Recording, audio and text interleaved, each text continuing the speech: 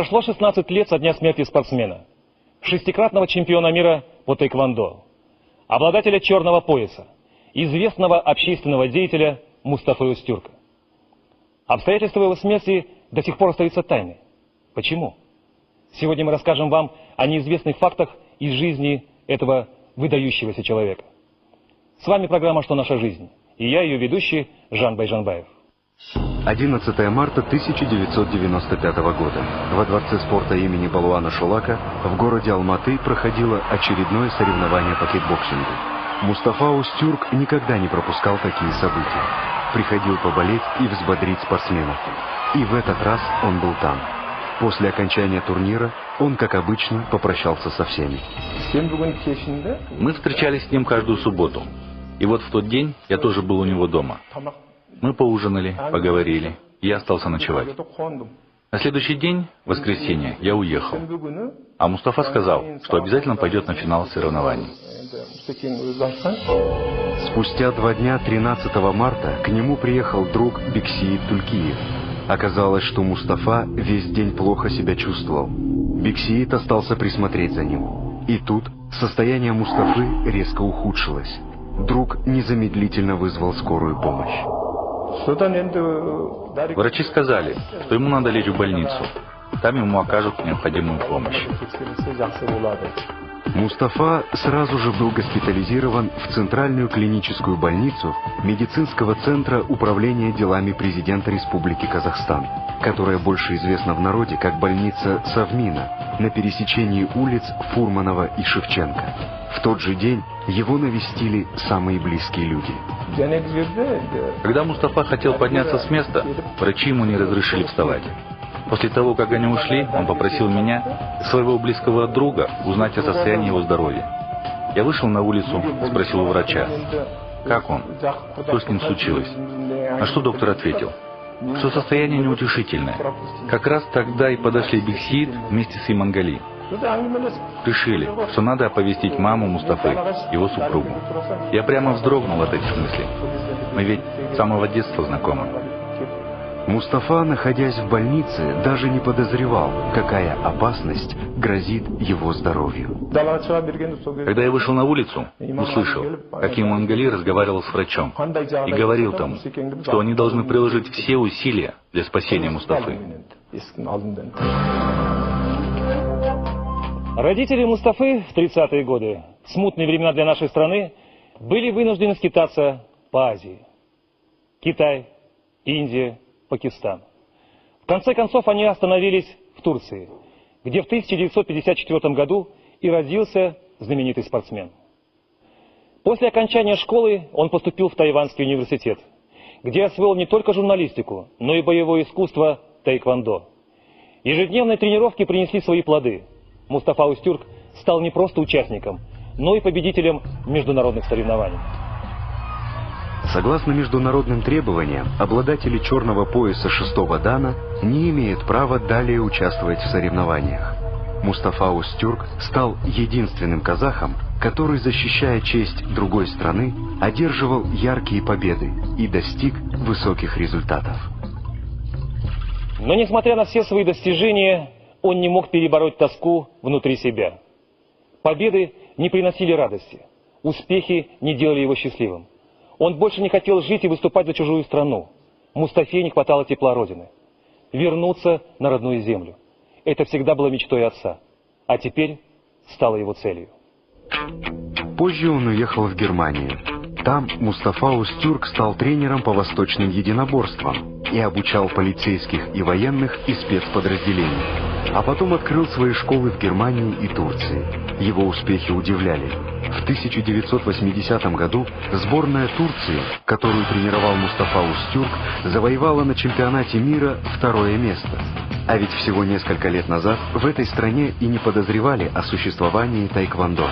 Международные соревнования прославили имя талантливого казаха. Он будто наводил мосты для сотрудничества, знакомил мир со страной, которая еще не очертилась на мировой карте.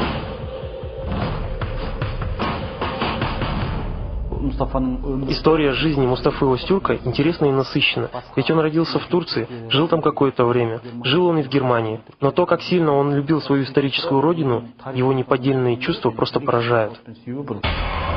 Мало кто знает, что в эти годы Мустафа Озтюрк снимался в 6 остросюжетных фильмах турецких режиссеров, где сюжетная линия развивается вокруг восточных единоборств. Более того, он даже пишет сценарий к фильму «Ала Тай». Его патриотические чувства присутствуют и в фильмах, в которых он играл. Например, в фильме «Алатай» он исполнял роль главного героя. И в тот момент, когда дело доходит до драки, он прячется, потому что не хочет лишний раз демонстрировать силу. И тут противники, пытаясь вывести его из укрытия, кричат: «Выходи, если ты храбрый». Но герой не выходит. Во второй раз они уже кричат: «Покажись нам, если ты мужчина». Но и на это он не поддается. А третий раз уже прозвучали слова: «Выходи, если ты казах». И тут он сразу же выбегает. В принципе, такой метод встречается в мировом кинематографе.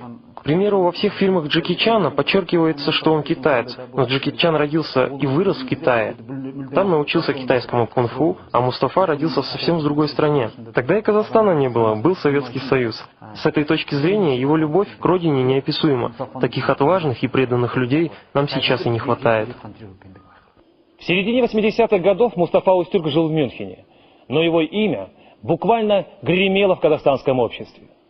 Известный художник и спортсмен Бексиит Тюлькиев, лидер Республиканского комитета комсомола Имангалит Асмагамбетов, талантливый режиссер Талгат Теменов. Все хотели познакомиться с казахом, добившимся поразительных успехов за рубежом.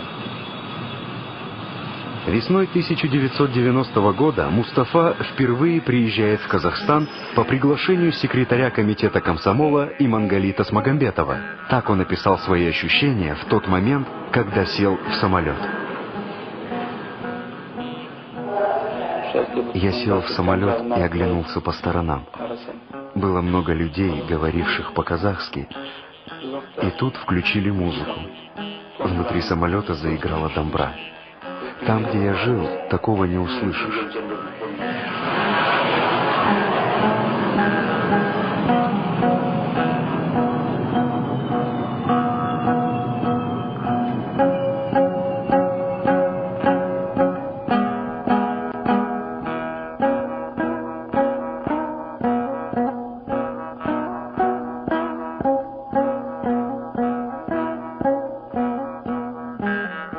Народ наконец встретился с легендарным Мустафой Озтюрком и убедился, насколько он силен, храбр, обаятелен.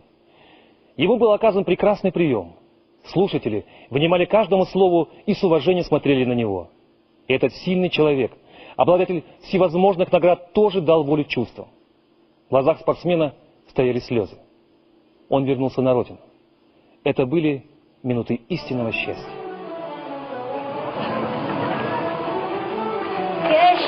Alan sapranda uzak alıp gezge var.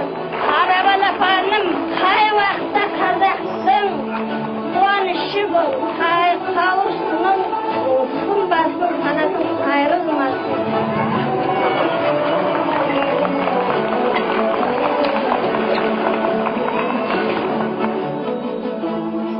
В том же году он не просто давал показательные выступления, знакомил с искусством тайквондо, но и принял решение готовить молодежь Казахстана к международным соревнованиям. Тогда ему пришлось уехать. Второй раз он приехал в Казахстан осенью 1990 года. Невозможно передать всю внутреннюю борьбу Мустафы. Он сравнивал любовь и тоску по родине с болезнью. И вылечиться от нее нельзя. И сама по себе эта любовь тоже не проходит. А без корней истории теряется весь смысл жизни. В этот раз Мустафа приехал с четкой целью развивать тайквондо в Казахстане. И вместе с ним с трапа самолета спустилось 10 учеников и 2 иностранных журналиста.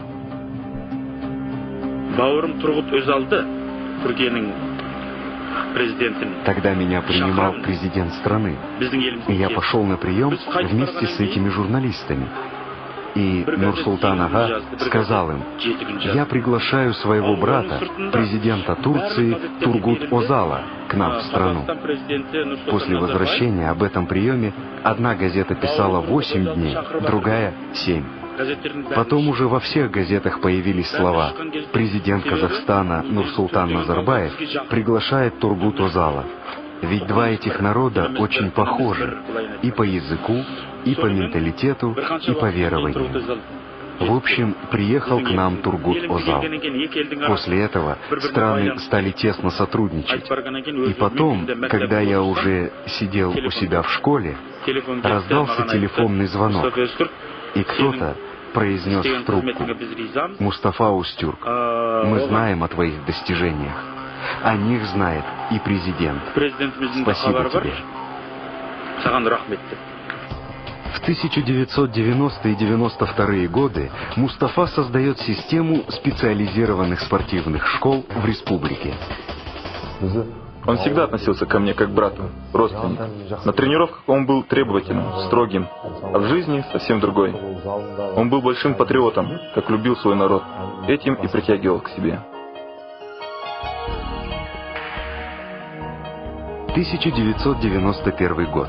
Это время стало особенно важным в истории страны. Мустафа тоже с волнением ждал независимости Казахстана.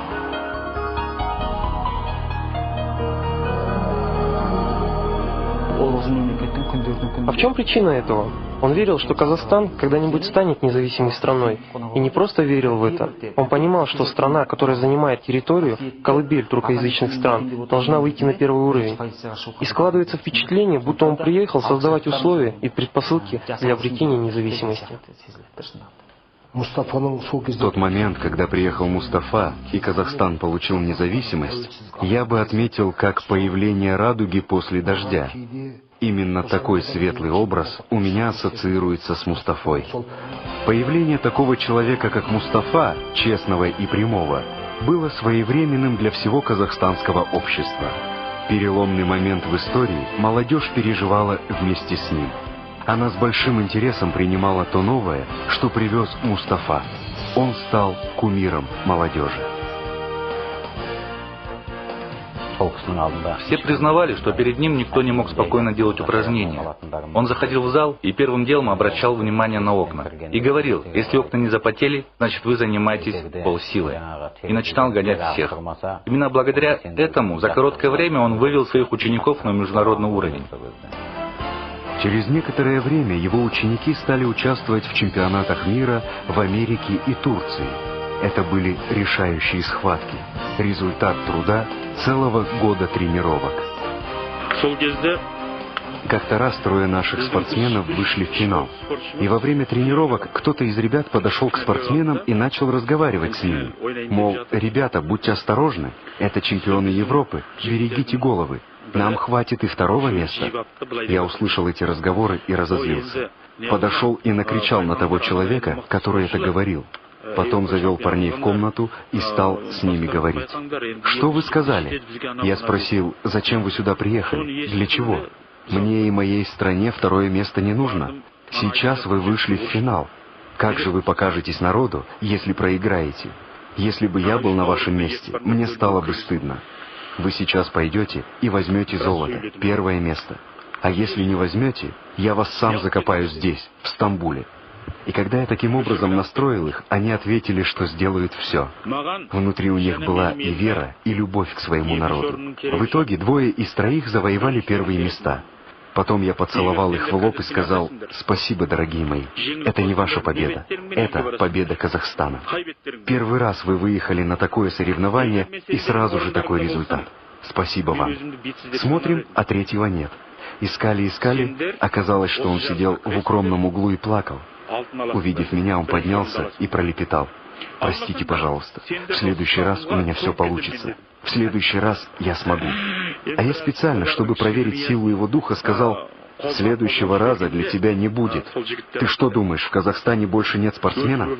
Ты больше не приедешь». И тут он просто начал рыдать. И тут я, конечно, стал говорить по-другому. «Спасибо, дорогой, за эти твои слезы. Ведь тебе обидно не за себя, а за страну. Я понимаю тебя. Ты будешь еще великим чемпионом, если не растеряешь этих чувств. Не теряй надежды и не уходи из спорта».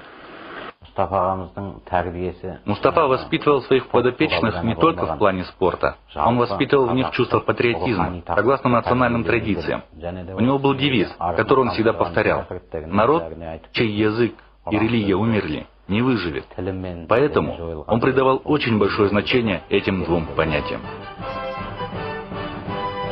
Сейчас мы понимаем, что Мустафа в свое время выполнял идеологическую задачу целого государства.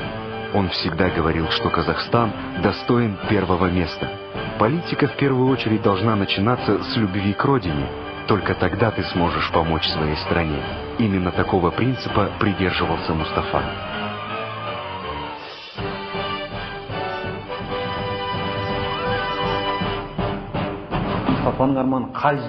Мечта Мустафы – это быть первым в любом деле. И с одной стороны я понимаю его, как народ, который построил государство на великой земле, прародине тюрков. Мы обязаны быть первыми во всем. Позже Мустафа выдвигает свою кандидатуру на пост депутата Верховного Совета. Но его не поняли и не приняли. Его великим планам не суждено было воплотиться в жизнь. Я считаю, что это случилось из-за непонимания, ведь он был фаворитом, но его не пропустили именно из-за этого. Ведь на самом деле никто ему не говорил, чтобы он вмешивался в политику, решал проблемы страны. Он сам захотел стать избранником из народа. У меня была мечта выступить под знаменем своей страны, работать, трудиться во благо Родины. Я добился высот в Америке, Турции, Италии, в Англии, и там мы поднимали наш флаг. Мы смогли показать всему миру, какая это страна, Казахстан. Эти мысли меня посетили в Америке. Это непередаваемые чувства. Что может быть лучше этого?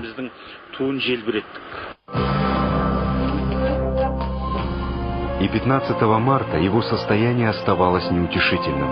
Не только друзья и близкие люди, но и доктора были крайне обеспокоены его здоровьем. Но, несмотря на то, что врачи сделали все возможное, им так и не удалось спасти Мустафу.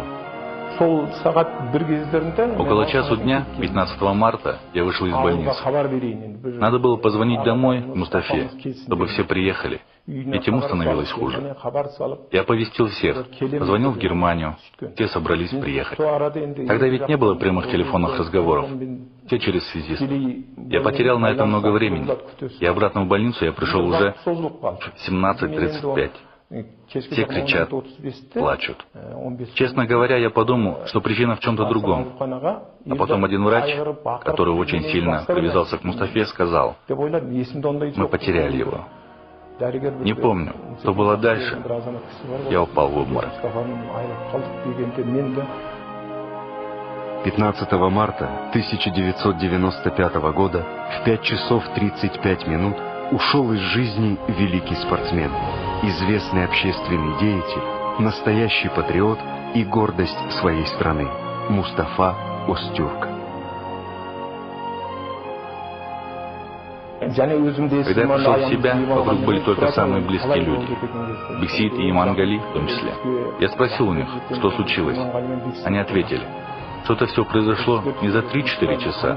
Его организм был отравлен, и он жил все это время только благодаря силе духа.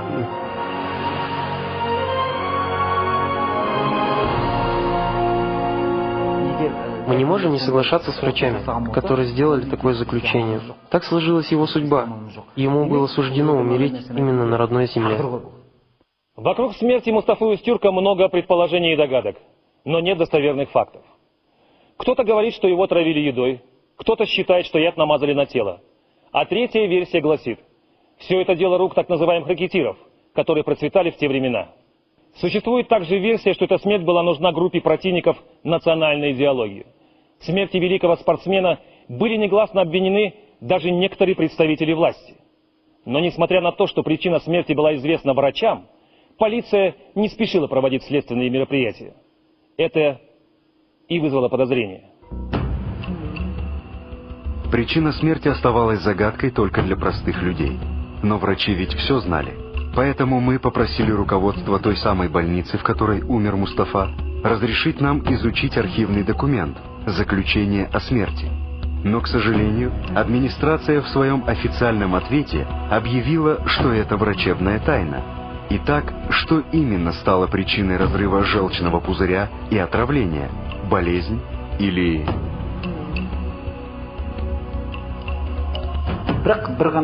Единственное, что вызывает подозрение, это сама смерть. У него было еще столько целей и планов. Он воплотил лишь одну из сотен идей. Но что бы мы ни говорили, остается принимать это как судьбу. Мать Мустафы принимает решение забрать тело сына в Турцию и похоронить его. Вернутым в казахстанский флаг гробом на борту поднялся ввысь. Казалось, что Мустафа забирает тайну своей смерти вместе с собой навсегда.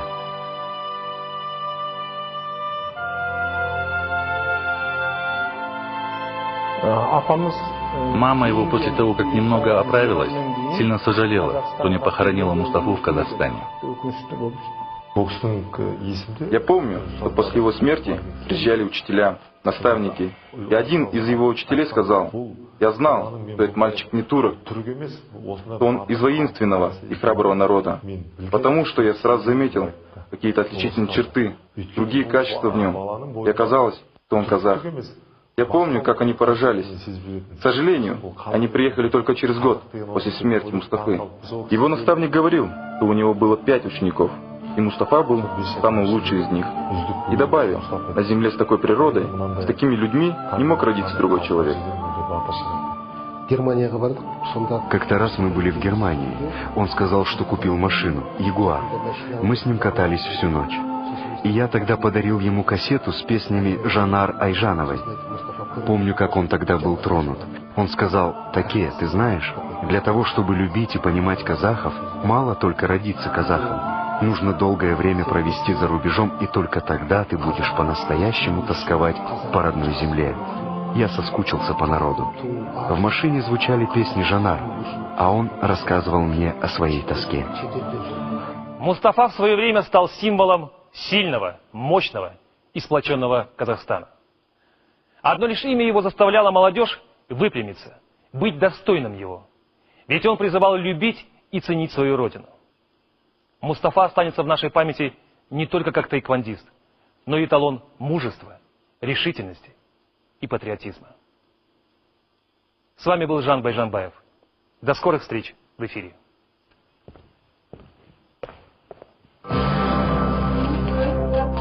Ровно через неделю в программе «Что наша жизнь?» Откровение 3 женщин. 3 судьбы и одна общая проблема на 3. Жизнь без детей.